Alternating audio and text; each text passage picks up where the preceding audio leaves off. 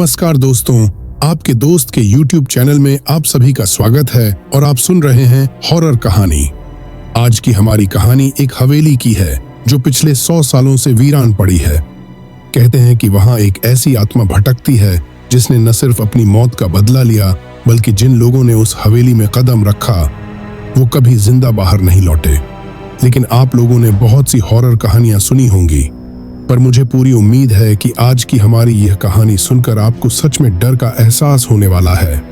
बस मेरी आपसे इतनी गुजारिश है कि आप अगर इस कहानी को पूरा सुनेंगे तो आपको सच में बहुत ज्यादा मजा आने वाला है।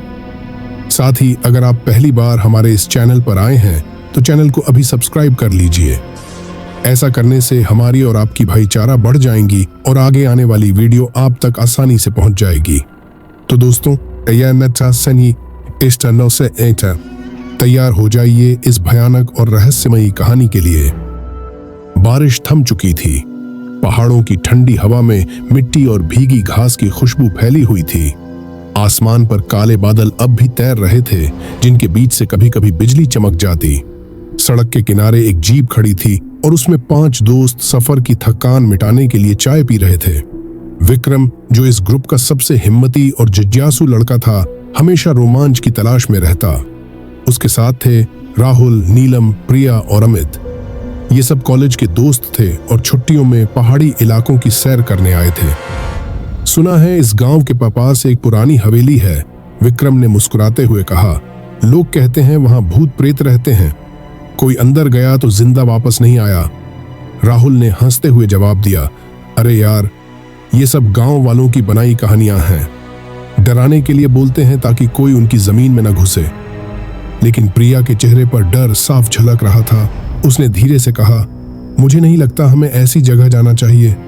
रोमांच अपनी जगह है, लेकिन अगर वाकई कुछ हुआ तो? नीलम ने उसकी बात काटते हुए कहा, डरने की जरूरत नहीं है प्रिया, हम सब साथ हैं। और फिर विक्रम सही कह रहा है, जिंदगी में एक बार तो असली हॉरर एक्सपीरियंस करना ही चाहिए। अमित, जो हमेशा मजाक करता रहता था, बोला, हाँ, और अगर भूत मिल गया तो उससे बोलेंगे, भाई पहले सेल्फी ले ले, फिर हमें डराना। इतना सुनकर सब हंस पड़े, लेकिन प्रिया के दिल का डर और गहरा हो गया। चाय पीकर सबने सफर जारी रखा। जीप पहाड़ी रास्तों से होती हुई एक छोटे से गांव में पहुंची। गांव की गलियों में सन्नाटा था, मानो लोग बाहर निकलने से डरते हों। कुछ बुजुर्ग चौपाल पर बैठे थे। विक्रम ने जाकर उनमें से एक से हवेली का रास्ता पूछा। बुजुर्ग की आंखें अचानक फैल गईं। उसने सिर हिलाते हुए कहा, बेटा, उस हवेली का नाम मत लो, वो जगह अपवित्र है। वहां 100 साल पहले जो खून हुआ था उसकी गूंज आज भी सुनाई देती है। रात को तो कुत्ते भी उधर नहीं भौंकते। तुम लोग सैलानी हो, वापस चले जाओ अपनी दुनिया में। उस हवेली में कदम रखोगे तो जिंदा नहीं लौटोगे। गांव वालों की बातें सुनकर प्रिया का डर और बढ़ गया। उसने विक्रम का हाथ पकड़ लिया और कहा, देखा, मैंने कहा था ना, ये जगह ठीक नहीं है, चलो यहां से। लेकिन विक्रम की आंखों में अजीब चमक थी। उसने मुस्कुराकर कहा, अरे बाबा, डरने की बात नहीं। अगर सब डरकर भाग जाएंगे तो पता कैसे चलेगा सच्चाई क्या है। हमें जाना ही होगा। अमित और नीलम ने भी उसकी हाँ में हाँ मिलाई। राहुल पहले तो थोड़ा हिचका, लेकिन आखिरकार मान गया। मजबूरी में प्रिया को भी तैयार होना पड़ा। शाम होते होते वो सब जीप लेकर हवेली की ओर निकल पड़े। रास्ता और सुनसान होता जा रहा था। पेड़ों की टहनियां हवा में चरमराती और कभी कभी अचानक किसी उल्लू की आवाज गूंज जाती। पहाड़ की खामोशी धीरे धीरे डरावनी लगने लगी थी। करीब 1 घंटे बाद जीप एक टूटी फूटी लोहे की गेट के सामने रुक गई। गेट पर जंग लगी जंजीरें लटक रही थीं। भीतर घना अंधेरा और पेड़ों की परछाइयां नजर आ रही थीं। विक्रम ने गहरी सांस ली और धीरे से कहा, तो दोस्तों, यही है वो अंधेरी हवेली। सभी की रूह कांप उठी। टूटी फूटी गेट की तरफ सबकी निगाहें जमी हुई थीं। हवा में अजीब सी नमी और सड़ांध घुली थी। गेट से आगे घुप अंधेरा था, जिसमें हवेली का धुंधला सा आकार नजर आ रहा था। ये सच में डरावनी लग रही है, नीलम ने धीमी आवाज में कहा। डरावनी? अमित हंसने की कोशिश करता हुआ बोला, मुझे तो लग रहा है जैसे हॉरर फिल्म का सेट हो, बस कैमरामैन और डायरेक्टर की कमी है। लेकिन उसकी हंसी में भी एक हल्की सी घबराहट छिपी थी। विक्रम सबसे आगे बढ़ा।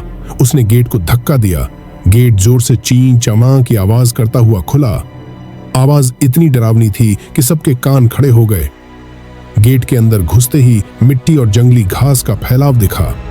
हवेली तक पहुंचने के लिए पत्थरों की एक टूटी फूटी पगडंडी थी, जिस पर शायद बरसों से कोई चला नहीं था।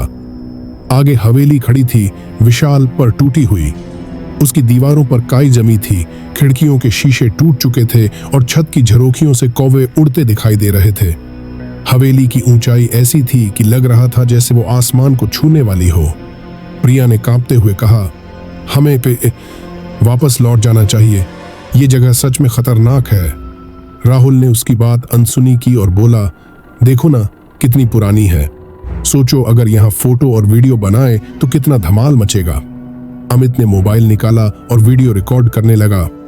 वह कैमरे की तरफ देखते हुए बोला, तो दोस्तों, आज हम आपको दिखाने जा रहे हैं असली भूतों का अड्डा। अगर कल सुबह तक हम वापस न आए तो समझ लेना हम भूत बन चुके हैं। सबने जबरदस्ती हंसने की कोशिश की, लेकिन हवेली का माहौल उनकी हिम्मत तोड़ रहा था। जैसे जैसे वो हवेली के करीब पहुंचे, हवा और ठंडी होती गई। उनके पैरों के नीचे सूखी टहनियां चरमराती, और अचानक दूर से कोई कुत्ता रोने लगा। हवेली का दरवाजा विशाल लकड़ी का था, जिस पर लोहे की कीलें जड़ी थीं। दरवाजे पर हाथ फेरते ही उसमें से धूल और सफेद चूना झरने लगा। विक्रम ने हाथ बढ़ाया और दरवाजे को धक्का दिया। दरवाजा बहुत भारी था, लेकिन धीरे धीरे घर रर की आवाज के साथ खुला। अंदर अंधेरा था। सबने अपनी अपनी टॉर्च ऑन की। टॉर्च की रोशनी धूल और जाले से भरे हॉल में पड़ी। वहां पुराना फर्नीचर टूटा पड़ा था। दीवारों पर चित्र टंगे थे, जिनकी आंखें अंधेरे में चमकती प्रतीत हो रही थीं। ये जगह सच में अलग है, नीलम ने फुसफुसाते हुए कहा। अमित ने मजाक उड़ाया, अलग नहीं, प्राचीन है। और हाँ प्रिया, अगर भूत मिला तो सबसे पहले उसी से कहूंगा कि तुझे डांस करवाए। प्रिया ने उसे घूरा, लेकिन उसके चेहरे का डर छिपा नहीं। अचानक ठंडी हवा का एक तेज झोंका चला और दरवाजा अपने आप पीछे से धड़ाम की आवाज के साथ बंद हो गया। सब चौंक कर पीछे मुड़े। ये अपने आप कैसे बंद हो गया? राहुल ने घबराते हुए पूछा। विक्रम ने जबरदस्ती बहादुरी दिखाते हुए कहा, अरे पुराना दरवाजा है, हवा से बंद हो गया होगा। लेकिन प्रिया की आंखों में आंसू आ गए। उसने कांपती आवाज में कहा, नहीं विक्रम, मुझे अच्छा नहीं लग रहा, हमें अभी निकल जाना चाहिए। विक्रम ने उसकी कलाई पकड़ी और कहा, हम सब साथ हैं, डरने की जरूरत नहीं, बस थोड़ा और आगे चलते हैं, देखना सब ठीक रहेगा। हवेली की दीवारों से अचानक टक टक टक की आवाज आने लगी, जैसे कोई ऊपर से चल रहा हो। सबने टॉर्च ऊपर की ओर घुमाई, लेकिन वहां कोई नहीं था। उस पल सबके दिलों की धड़कन तेज हो गई। विक्रम ने धीरे से कहा, लगता है ये हवेली सच में हमें अपनी तरफ बुला रही है। हवेली के अंदर कदम रखते ही सबकी टॉर्च की रोशनी कमजोर पड़ने लगी, मानो अंधेरा ही उनकी रोशनी को निगल रहा हो। दीवारों से सड़ांध की गंध उठ रही थी और छत से टपकते पानी की बूंदें टक टक की आवाज कर रही थीं। अमित ने धीरे से कहा, यार, यहां तो सच में कोई साफ सफाई नहीं हुई सालों से। नीलम ने उसकी ओर घूर कर देखा।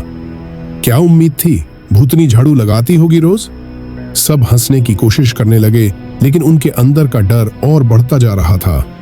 हवेली का हॉल बहुत बड़ा था। बीच में टूटा हुआ झूमर लटक रहा था, जिसके शीशे टूटकर फर्श पर बिखरे पड़े थे।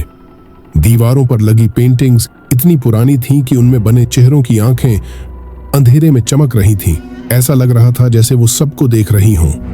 राहुल ने कहा, मुझे लगता है हमें यहाँ ज्यादा देर नहीं रुकना चाहिए, फोटो और वीडियो बना लेते हैं और निकल चलते हैं। लेकिन विक्रम धीरे धीरे आगे बढ़ता गया। वह हवेली की हर चीज को ध्यान से देख रहा था। उसे हमेशा से रहस्यमयी जगहों का आकर्षण रहा था। अचानक उसकी टॉर्च एक पुराने दरवाजे पर पड़ी। दरवाजा आधा टूटा हुआ था और उस पर अजीब से निशान खुदे हुए थे, मानो किसी ने खून से बनाए हों। ये देखो, विक्रम ने इशारा किया। सब पास आकर देखने लगे। प्रिया ने कांपती आवाज में कहा, ये तो मंत्र जैसे लग रहे हैं, शायद किसी ने इसे ताला डालने के लिए लिखा होगा। मतलब? अमित ने पूछा। मतलब ये कि अंदर कुछ ऐसा है जिसे बाहर नहीं निकलना चाहिए। यह सुनकर सबकी रीढ़ में सिहरन दौड़ गई, लेकिन विक्रम को मानो और भी जिज्ञासा हो गई। उसने दरवाजा धक्का देने की कोशिश की। दरवाजा चरमराता हुआ थोड़ा सा खुला। अंदर अंधेरा और घनी बदबू थी। जैसे ही टॉर्च की रोशनी अंदर गई, सबके चेहरे का रंग उड़ गया। वहां एक पुरानी लकड़ी की कुर्सी पड़ी थी जिस पर लोहे की जंजीरें बंधी थीं और कुर्सी के नीचे सूख चुके खून के निशान थे। हे भगवान! नीलम की चीख निकल गई। प्रिया ने आंखें बंद कर लीं और पीछे हट गई। मैंने कहा था ना, ये जगह अशुभ है। ये कुर्सी किसी इंसान को बांधने के लिए रही होगी। अमित मजाक में बोलने की कोशिश करता हुआ बोला, शायद ये किसी राजा की सजा देने की कुर्सी रही होगी। लेकिन उसकी आवाज कांप रही थी। विक्रम उस कमरे के अंदर और आगे बढ़ा। तभी अचानक उसके पैरों के नीचे की लकड़ी की फर्श चटाक की आवाज के साथ टूटने लगी। वह जमीन पर गिरते गिरते बचा। सब घबरा गए और उसे पकड़कर खींच लिया। विक्रम, तू पागल हो गया है क्या? राहुल चिल्लाया। तुझे समझ नहीं आता, ये जगह खेल तमाशा नहीं है। अगर अब भी नीचे गिर जाता तो। विक्रम ने गहरी सांस ली और कहा, मैं ठीक हूं, लेकिन क्या तुमने गौर किया? इस हवेली में कोई रहस्य जरूर छिपा है। ये बस खंडहर नहीं है, यहां किसी ने खून किया है। अचानक हवा का एक तेज झोंका आया। सबकी टॉर्च की रोशनी झपकने लगी। दरवाजा अपने आप धड़ाम से बंद हो गया और उनके चारों तरफ अंधेरा छा गया। प्रिया डर से चिल्ला उठी, हमें बाहर जाना होगा, अभी के अभी। लेकिन तभी कमरे की दीवार पर एक परछाई दिखाई दी। वो इंसानी शक्ल की थी, पर आंखें बिल्कुल लाल। सबके मुंह से आवाज नहीं निकली। दिल की धड़कन इतनी तेज हो गई मानो कानों में गूंज रही हो। विक्रम ने कांपती आवाज में कहा, लगता है किसी ने हमारी मौजूदगी महसूस कर ली है। हवेली की दीवार पर उभरी लाल आंखों वाली परछाई कुछ देर तक स्थिर खड़ी रही। सबने अपनी टॉर्च उस ओर घुमाई, लेकिन जैसे ही रोशनी पड़ी, वो परछाई धीरे धीरे धुंध में बदलकर गायब हो गई। नीलम की सांसें तेज हो गईं। उसने कांपते हुए कहा, मैंने सच में देखा था, वहां कोई था। हाँ, राहुल ने भी सहमति जताई। वो बस साया नहीं था। उसकी आंखें खून जैसी लाल थीं। प्रिया लगभग रोने लगी। मैं अब और नहीं रुक सकती, हमें तुरंत निकल जाना चाहिए। ये जगह हमें निगल जाएगी। विक्रम अब भी खुद को संभालने की कोशिश कर रहा था। उसने सबको शांत करते हुए कहा, देखो, अगर ये सब डरकर भागने वाली बात होती तो गांव वाले यहाँ का नाम तक नहीं लेते। सच ये है कि इस हवेली में कोई गहरा रहस्य छिपा है, और जब तक हमें वो पता न चले, हमें जाना नहीं चाहिए। अमित ने सिर हिलाते हुए कहा, यार तू पागल है, रहस्य जानकर क्या मिलेगा? हमें अपनी जान प्यारी है। इतने में अचानक नीलम की टॉर्च एक पुराने अलमारी पर पड़ी। अलमारी का दरवाजा आधा खुला था। अंदर धूल से भरी कुछ किताबें और कागज पड़े थे। शायद इसमें कुछ जानकारी हो, विक्रम ने कहा और अलमारी खोल दी। कागज पत्र पुराने जमाने के थे। उनमें से एक मोटी डायरी भी थी जिसके पन्ने पीले पड़ चुके थे। विक्रम ने डायरी उठाई और धूल झाड़कर पहला पन्ना खोला। डायरी की शुरुआत पढ़ते ही सबके रोंगटे खड़े हो गए। अपने की थान स्वाद है। मेरा नाम रत्न प्रभा है। मैं इस हवेली की रानी हूँ, लेकिन आज मैं जिस राजमहल में रहती हूँ वो मेरे लिए कैद खाना बन चुका है। जिस इंसान को मैंने दिल से चाहा, उसी ने मुझे धोखा दिया। मेरे अपने खून ने मेरी मौत लिख दी, और अब मेरी आत्मा कभी शांति नहीं पाएगी जब तक मेरा बदला पूरा ना हो। प्रिया ने कांपते हुए पूछा, ये किसकी डायरी है? विक्रम ने धीमे स्वर में कहा, ये हवेली की रानी रत्न प्रभा की डायरी है। नीलम ने उत्सुक होकर कहा, आगे पढ़ो, आगे क्या लिखा है? विक्रम ने पन्ना पलटा। मेरे पति ने दुश्मनों के साथ मिलकर मेरी हत्या की साजिश रची। मुझे इस हवेली की तंग कोठरी में कैद कर दिया गया। कई दिन भूखी प्यासी रहने के बाद उन्होंने मेरी गर्दन दबाकर मेरी जान ले ली। मेरा खून इसी हवेली की दीवारों में समा गया है, और जब तक मेरे साथ हुआ अन्याय खत्म नहीं होता, तब तक यहाँ आने वाला हर इंसान मेरी चीखें सुनेगा। पन्ने पढ़ते ही सबकी आंखें फटी रह गईं। हवेली का सन्नाटा और भी भारी लगने लगा। इसका मतलब, राहुल ने धीरे से कहा, यह हवेली सच में श्रापित है। रानी की आत्मा यहीं भटक रही है। प्रिया सिसकते हुए बोली, हमें यहाँ नहीं आना चाहिए था, अब हम सब फंस चुके हैं। उसी वक्त अचानक हवेली की ऊपरी मंजिल से घर घर्र की आवाज आई, जैसे कोई भारी चीज घसीट रहा हो। सबकी टॉर्च एक साथ ऊपर उठ गईं। छत की झरोखी में कुछ हिलता हुआ दिखाई दिया। एक सफेद सा साया धीरे धीरे खिड़की से हट गया। अमित की सांसें अटक गईं। वो रानी रत्नप्रभा थी क्या? विक्रम की आंखों में एक अजीब चमक थी। हाँ, और शायद वो चाहती है कि हम उसकी कहानी पूरी तरह जानें। घड़ी की सुइयां धीरे धीरे 12 बजने के करीब पहुंच रही थीं। हवेली के अंदर ठंड अचानक बढ़ गई थी। ऐसा लग रहा था मानो कोई बर्फीली हवा उनकी हड्डियों तक को जमा रही हो। सब एक कमरे के कोने में बैठे थे। विक्रम अब भी रानी रत्नप्रभा की डायरी पढ़ रहा था, जबकि बाकी चारों दोस्तों के चेहरे पर डर साफ झलक रहा था। डायरी के अगले पन्ने पर लिखा था, मेरे खून ने इस हवेली की दीवारों को लाल किया है। मेरी चीखें हर पत्थर में कैद हैं। जो भी इस हवेली में आएगा उसे मेरा दर्द महसूस होगा। मैं तब तक चैन से नहीं रहूंगी जब तक मेरा बदला पूरा ना हो। पन्ने पढ़ते ही सबको ऐसा लगा जैसे कमरे का माहौल अचानक भारी हो गया हो। टॉर्च की रोशनी बार बार झपक रही थी। प्रिया ने कांपती आवाज में कहा, अब हमें जाना चाहिए। मुझे लग रहा है कोई हमें घूर रहा है। अमित ने हिम्मत दिखाने की कोशिश की। अरे, ये सब दिमाग का खेल है, भूत प्रेत जैसी कोई चीज नहीं होती। लेकिन तभी ऊपर से अचानक धड़ाम की जोरदार आवाज आई, मानो कोई भारी चीज फर्श पर गिरी हो। सब चौंक कर ऊपर देखने लगे। ये क्या था? राहुल ने घबराकर कहा। चलो देखते हैं। विक्रम टॉर्च उठाकर सीढ़ियों की ओर बढ़ा। बाकी लोग पहले तो हिचकिचाए, लेकिन फिर मजबूरी में पीछे पीछे चल पड़े। सीढ़ियां पुरानी और टूटी हुई थीं। हर कदम पर कचर कचर की आवाज होती। ऊपर पहुंचकर उन्होंने देखा कि गलियारे में खिड़कियां खुली थीं और हवा से पर्दे उड़ रहे थे, लेकिन पर्दों के पीछे कोई साया बार बार नजर आ रहा था। अचानक एक खिड़की अपने आप धड़ाम से बंद हो गई। हवा रुक गई और फिर एक भयानक भयानक खून जमा देने वाली चीख हवेली में गूंज उठी। उस चीख ने सबको अंदर तक हिला दिया। प्रिया वहीं जमीन पर बैठ गई और रोने लगी। वो यही है। मैंने कहा था ना, हमें नहीं आना चाहिए था। अमित का चेहरा सफेद पड़ गया। उसकी टॉर्च हाथ से गिर गई। ये इंसानी चीख नहीं थी। विक्रम ने कांपते हुए भी हिम्मत दिखाई। रानी रत्नप्रभा की आत्मा हमें चेतावनी दे रही है। अचानक गलियारे की लाइट बल्ब जैसी चमकी, जबकि वहां कोई बिजली नहीं थी, और रोशनी में एक पल के लिए सबने देखा। एक औरत सफेद साड़ी में खड़ी थी। उसके लंबे खुले बाल जमीन तक झूल रहे थे और चेहरा धुंध में छिपा हुआ था। उसकी आंखें खून जैसी लाल थीं।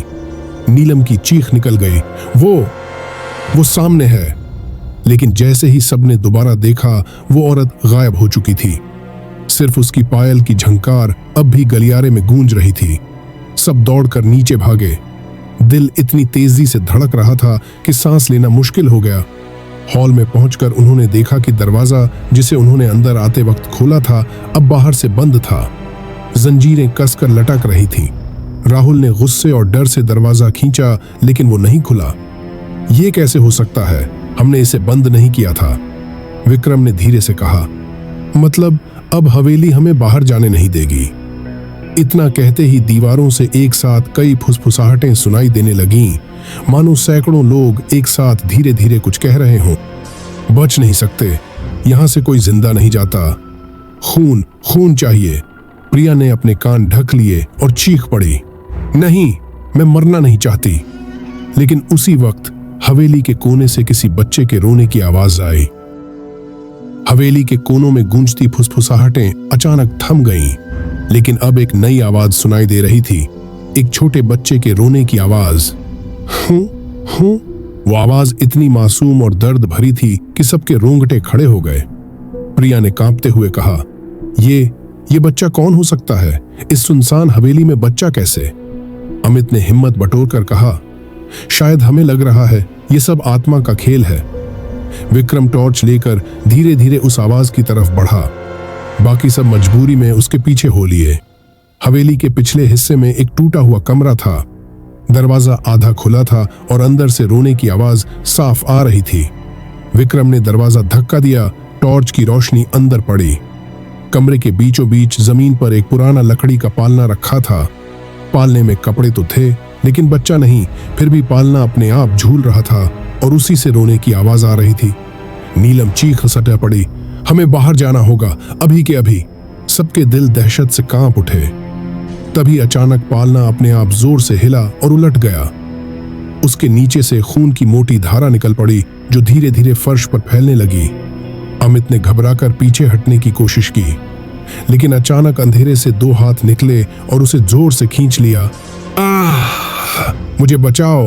अमित की चीख गूंज उठी।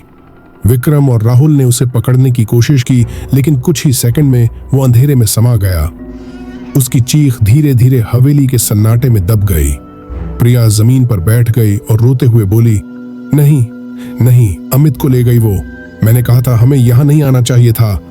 राहुल ने दरवाजा पीटते हुए चिल्लाया, हम सबको मार डालेगी ये हवेली, हमें बाहर निकलना होगा। विक्रम ने खुद को संभालते हुए कहा, सुनो, अगर हम डर कर इधर उधर भागेंगे तो हम भी गायब हो जाएंगे, हमें एक साथ रहना होगा। लेकिन तभी नीलम ने महसूस किया कि किसी ने उसके कंधे पर हाथ रखा है। उसने सोचा शायद प्रिया होगी। प्रिया, तुम? उसने धीरे से कहा, लेकिन जब उसने पीछे मुड़कर देखा तो वहां कोई नहीं था, सिर्फ हवा का झोंका और ठंडी सांसें थीं। नीलम चीख मारकर भागी, लेकिन गलियारे के अंधेरे में उसका पैर फिसला और वो अंदर बने तहखाने जैसे गड्ढे में गिर गई। उसकी चीख भी अमित की तरह हवेली के सन्नाटे में गुम हो गई। अब सिर्फ 3 लोग बचे थे, विक्रम, राहुल और प्रिया। प्रिया पागलों की तरह रो रही थी। दोस्त एक एक कर गायब हो रहे हैं, अगला नंबर हमारा है, हम मरने वाले हैं। राहुल ने कांपते हुए विक्रम की ओर देखा, ये सब तेरी वजह से हो रहा है, तूने कहा था हवेली का सच जानेंगे, अब देख सब मर रहे हैं।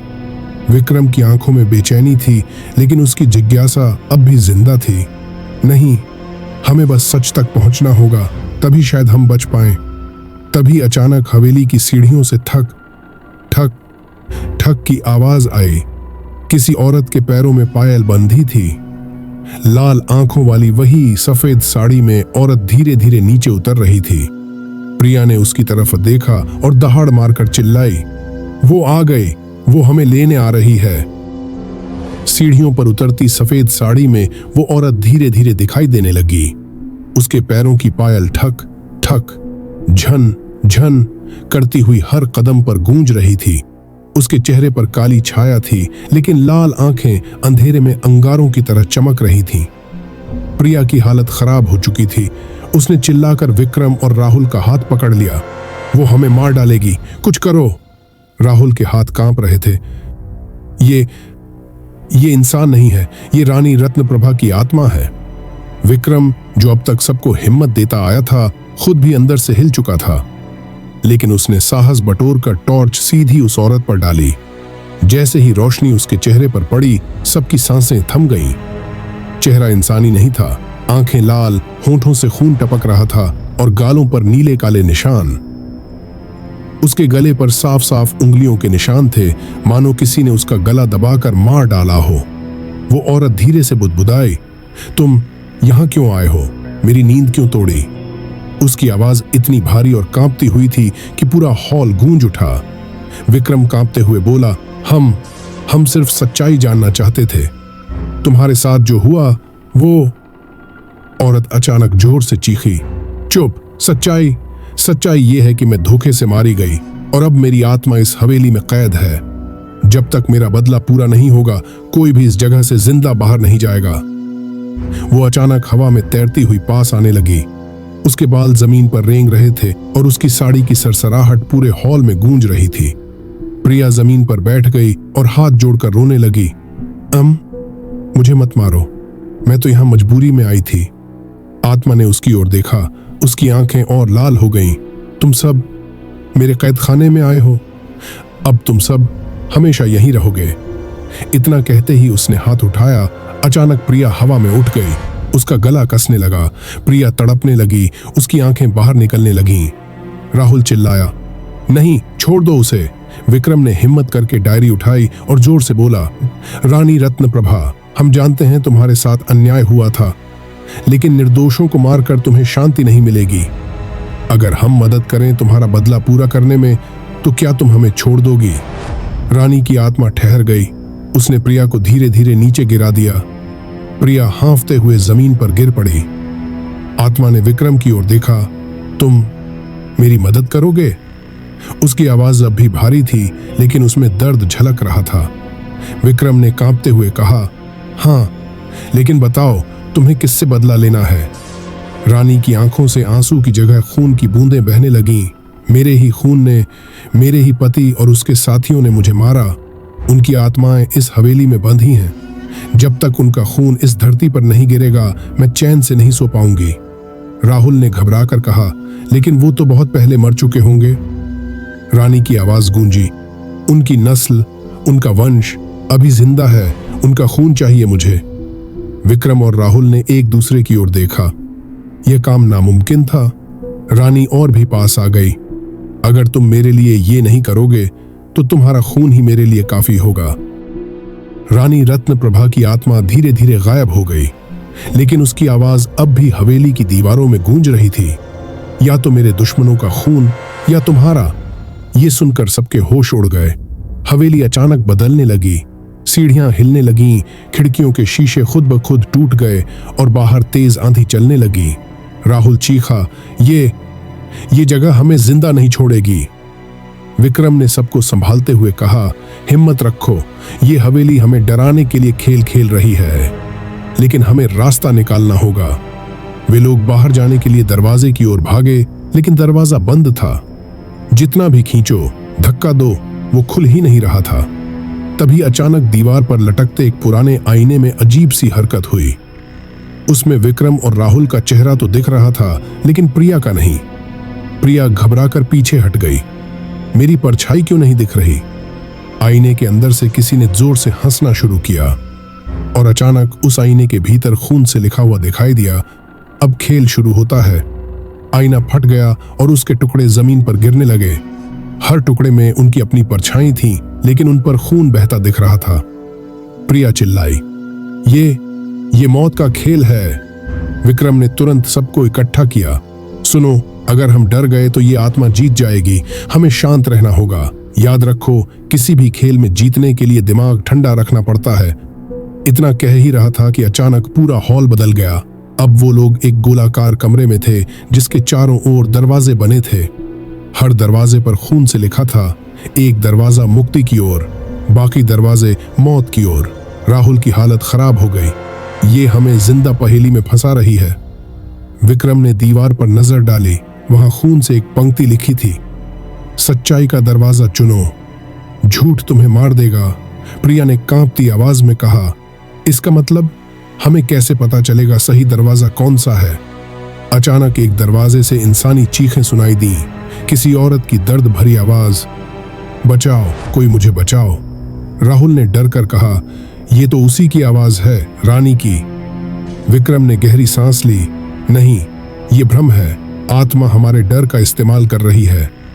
लेकिन इससे पहले कि वे सोच पाते, जमीन पर खून की लकीरें बन गईं और उन लकीरों से इंसानी हड्डियां निकलकर उनका रास्ता रोकने लगीं। कमरा मौत का जाल बन चुका था। राहुल डर के मारे बैठ गया। हम नहीं बच पाएंगे, हम सब मर जाएंगे। विक्रम ने उसके कंधे पर हाथ रखा और दांत भींचते हुए कहा, जब तक मैं जिंदा हूं, किसी को कुछ नहीं होगा। हमें ये खेल जीतना ही होगा। गोलाकार कमरे में खून की लकीरें और इंसानी हड्डियां धीरे धीरे पीछे हटने लगीं, जैसे किसी अदृश्य शक्ति ने उन्हें रोक लिया हो। कमरे के बीचों बीच एक छोटा सा दरवाजा अपने आप खुला और उसमें से नीली रोशनी झलकने लगी। विक्रम ने कहा, शायद यही सही रास्ता है, लेकिन सावधान रहना। तीनों हिम्मत जुटाकर उस दरवाजे से अंदर गए। अंदर का दृश्य देखकर सबकी सांसें थम गईं। यह कमरा किसी गुप्त तहखाने जैसा था। चारों ओर दीवारों पर तेल के दिए जले हुए थे और बीच में एक बड़ा लोहे का ताबूत रखा था। ताबूत पर ताले जड़े थे और उस पर संस्कृत के मंत्र खुदे हुए थे। प्रिया ने कांपते हुए कहा, ये वही ताबूत है जिसमें रानी रत्न प्रभा की लाश को बंद किया गया था। विक्रम ताबूत के पास गया और उस पर लिखे श्लोक पढ़ने लगा। उसके माथे पर पसीना आ गया। ये कोई साधारण ताबूत नहीं, इसे तांत्रिकों ने मंत्रों से बांधा था ताकि आत्मा बाहर न निकल सके। लेकिन वह रुक गया। राहुल ने घबराकर पूछा, लेकिन क्या? विक्रम ने गंभीर आवाज में कहा, लेकिन किसी ने इन ताले तोड़ने की कोशिश की है। देखो, यहाँ खून के निशान हैं, यानी किसी ने जानबूझकर रानी की आत्मा को आजाद किया है। यह सुनकर प्रिया और राहुल के पैरों तले जमीन खिसक गई। प्रिया बोली, मतलब ये हादसे अचानक नहीं हुए? कोई है जो इस आत्मा को यहां से निकालकर और लोगों को मरवाना चाहता है? अचानक पीछे से ठंडी हवा का झोंका आया, रोशनी डगमगाई और दीवार पर परछाई बनने लगी।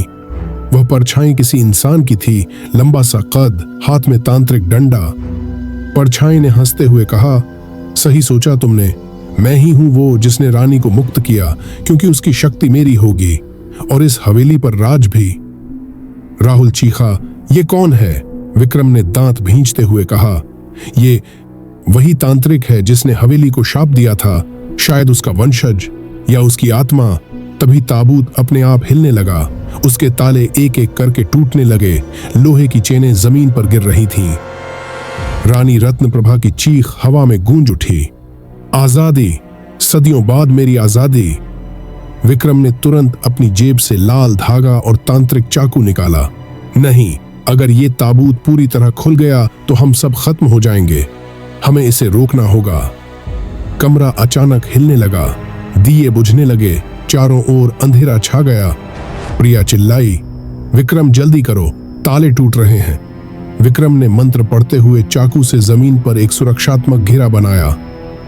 इस घेरे से बाहर मत निकलना, वरना आत्मा सीधे तुम पर हमला करेगी। लेकिन तभी आखिरी ताला टूटा और ताबूत का ढक्कन जोर से खुल गया। सफेद धुएं के बीच से रानी रत्नप्रभा की आत्मा बाहर निकली। उसकी आंखें आग जैसी लाल थीं और चेहरा जला हुआ, विकृत। वह जोर से हंसी और बोली, अब कोई मुझे रोक नहीं सकता, ये हवेली और यहां आने वाली हर आत्मा मेरी है। कमरा गूंज उठा, हवा में मौत की गंध भर गई। रानी रत्नप्रभा की आत्मा जब ताबूत से निकली तो हवेली की दीवारें कांपने लगीं, खिड़कियां अपने आप खुल गईं और तेज आंधी पूरे कमरे में फैल गई। उसकी हंसी इतनी भयानक थी कि प्रिया और राहुल अपने कान बंद करने लगे। वह आत्मा हवा में तैरते हुए बोली, तुम सब मेरी कैद को तोड़ने आए हो, अब तुम्हारी आत्माएं भी इस हवेली में कैद रहेंगी, हमेशा के लिए। उसने जैसे ही हाथ उठाया, कमरे की दीवारों से कंकाल बाहर निकलने लगे। वे कंकाल चीखते हुए विक्रम, प्रिया और राहुल की तरफ बढ़े। राहुल डर के मारे चिल्लाया, भाई अब तो हम बचने वाले नहीं हैं। लेकिन विक्रम ने दांत भींचते हुए मंत्र पढ़ना शुरू किया। उसने अपने खून से चाकू पर एक आयते रतकु पर एक चिन्ह बनाया और चिल्लाया, एवं त्र्यंबकम यजामहे। जैसे ही मंत्र गूंजा, कंकाल पीछे हटने लगे। रानी की आत्मा गुस्से में तड़प उठी, नहीं, ये मंत्र, ये मेरी शक्ति को कमजोर कर रहा है। वह जोर से चीखी और आग का गोला विक्रम की तरफ फंदा फेंका। लेकिन प्रिया ने हिम्मत दिखाते हुए अपने गले से मां दुर्गा का लॉकेट निकाला और उस आग के गोले के सामने कर दिया। आग का गोला छूते ही बुझ गया। रानी गुर्राई, तुम इंसान मुझे नहीं रोक सकते। तभी विक्रम ने कहा, तुम्हें इंसान नहीं, तुम्हारे ही पाप रोकेंगे। उसने जमीन से वही ताबूत खींचकर बीच में रख दिया और मंत्र पढ़ते हुए रानी की आत्मा को उसकी ओर धकेलने लगा। हवेली हिलने लगी, छत से मिट्टी और पत्थर गिरने लगे। आत्मा जोर जोर से चिल्लाने लगी, नहीं, मुझे फिर से कैद मत करो, सदियों की यातना सह चुकी हूं मैं। राहुल ने कांपते हुए कहा, भाई ये सही है, शायद ये सच कह रही है। लेकिन विक्रम ने गहरी आवाज में कहा, यह धोखा है, अगर इसे छोड़ दिया गया तो न जाने कितनी और मासूम जिंदगियां जाएगी। प्रिया की आंखों में आंसू थे, पर उसने सिर हिलाकर विक्रम का साथ दिया। विक्रम ने आखिरी बार मंत्र पूरा किया और चाकू ताबूत पर दे मारा। अचानक तेज रोशनी पूरे तहखाने में फैल गई। रानी की आत्मा दर्द से चीखती हुई ताबूत के अंदर खिंचने लगी। उसके हाथ पंजों की तरह बढ़े। उसने राहुल की गर्दन पकड़ने की कोशिश की, लेकिन उसी समय प्रिया ने लॉकेट उसके चेहरे पर दे मारा। आत्मा जलने लगी और जोरदार धमाके के साथ ताबूत में समा गई। ताबूत अपने आप बंद हो गया, ताले फिर से जुड़ गए। पूरा तहखाना शांत हो गया। विक्रम, प्रिया और राहुल वहीं बैठकर हांफते रहे। उनकी आंखों में आंसू थे, लेकिन साथ ही एक सुकून भी। राहुल बोला, खत्म? क्या सब सचमुच खत्म हो गया? विक्रम ने धीरे से कहा, हाँ, कम से कम अभी के लिए। जब तक ये ताबूत सील है, रानी की आत्मा कोई नुकसान नहीं कर पाएगी। प्रिया ने कांपती आवाज में कहा, लेकिन ये हवेली अब भी शापित है, यहां रहना किसी के लिए सुरक्षित नहीं। विक्रम ने सिर हिलाया। सही कहा, इस हवेली को हमेशा के लिए बंद कर देना होगा। तीनों ने तहखाने से बाहर निकलकर हवेली के मुख्य दरवाजे पर ताला लगाया और बाहर मंदिर जाकर दिया जलाया। सूरज की पहली किरणें जब जंगल पर पड़ी तो ऐसा लगा मानो सदियों का अंधकार थोड़ा हल्का हो गया हो। लेकिन जाते जाते विक्रम ने पीछे मुड़कर हवेली की टूटी खिड़की की ओर देखा। उसे लगा जैसे किसी ने अंदर से पर्दा हटाकर उसकी ओर देखा हो। एक ठंडी हवा फिर से उसके चेहरे को छू गई।